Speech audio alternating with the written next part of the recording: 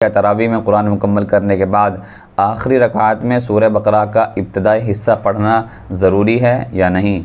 जी हाँ, जब रमज़ानुल मुबारक में तरावी का कुरान मजीद ख़त्म करने का आखिरी दिन हो, जिस दिन कुरान मजीद मुकम्मल हो रहा हो, तो उस दिन आखिरी रकात में सूरह फातिहा के बाद सूरह बकरा की इब्तिदाई आयात उलाइका हुमुल मुफ्लिहून तक पढ़ना ये मुस्तहब है और ये अकाबिरीन से साबित है, जो तरीक़ा अभी तक चला आ रहा है, लेकिन वाजिब और ज़रूरी नहीं है। और ये हुज़ूर अकरम सल्लल्लाहु अलैहि वसल्लम की एक हदीस से मुस्तंबत है, जिसमें आप सल्लल्लाहु अलैहि वसल्लम ने फरमाया, किसी ने आपसे सवाल किया कि या रसूल अल्लाह, सबसे महबूब अमल अल्लाह के नज़दीक कौन सा है? तो आपने फरमाया रुकना और फिर रवाना हो जाना, अल हाल वल मुर्तहिल। फिर उन सहाबी ने पूछा कि या रसूल अल्लाह, इसका क्या मतलब है, रुकना और रवाना हो जाना? तो आपने फरमाया कि जब तुम कुरान मजीद मुकम्मल कर रहे हो तो वहीं का वहीं कुरान मजीद शुरू कर दिया जाए। तो चूँकि तरावी में कुरान मजीद ख़त्म होता है, कुरान मजीद को मुकम्मल करने के बाद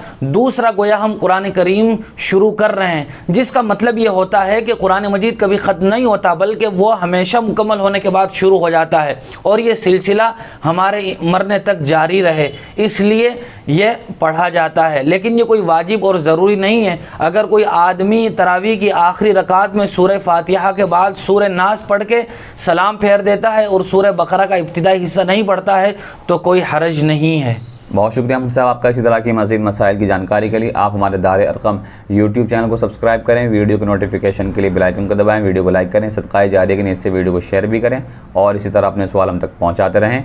जज़ाकल्लाह।